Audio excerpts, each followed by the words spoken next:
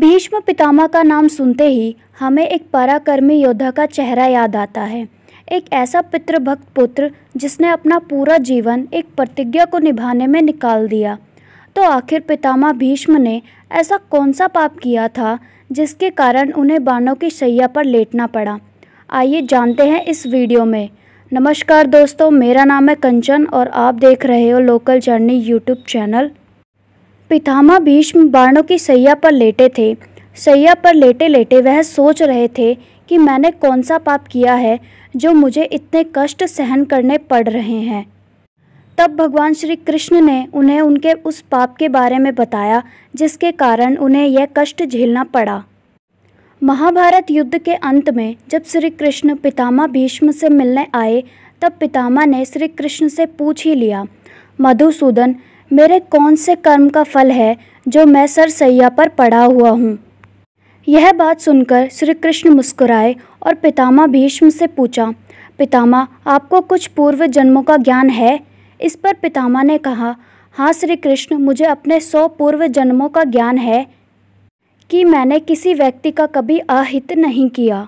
इस पर श्री कृष्ण मुस्कुराए और बोले, पितामह, आपने ठीक कहा, आपने कभी किसी को कष्ट नहीं दिया, लेकिन 101वें पूर्व जन्म में आज की तरह आपने तब भी राजवंश में जन्म लिया था और आप अपने पुण्य कर्मों से बार बार राजवंश में जन्म लेते रहे। उस जन्म में आप जब युवराज थे तब एक बार शिकार खेलकर जंगल से निकल रहे थे, तभी आपके घोड़े के ऊपर एक करकेटा एक वृक्ष से नीचे गिरा। आपने अपने बाण से उठाकर उसे पीठ के पीछे फेंक दिया। उस समय वह कांटेदार झाड़ी पर जाकर गिरा और कांटे उसकी पीठ में धंस गए। करकेटा जितने निकलने की कोशिश करता उतने ही कांटे उसकी पीठ में चुभ जाते और इस प्रकार 18 दिन जीवित रहा और यही ईश्वर से प्रार्थना करता रहा, हे युवराज, जिस तरह से मैं तड़प तड़प कर मृत्यु को प्राप्त हो रहा हूँ, ठीक इसी प्रकार तुम भी तड़प तड़प कर मृत्यु को प्राप्त होंगे।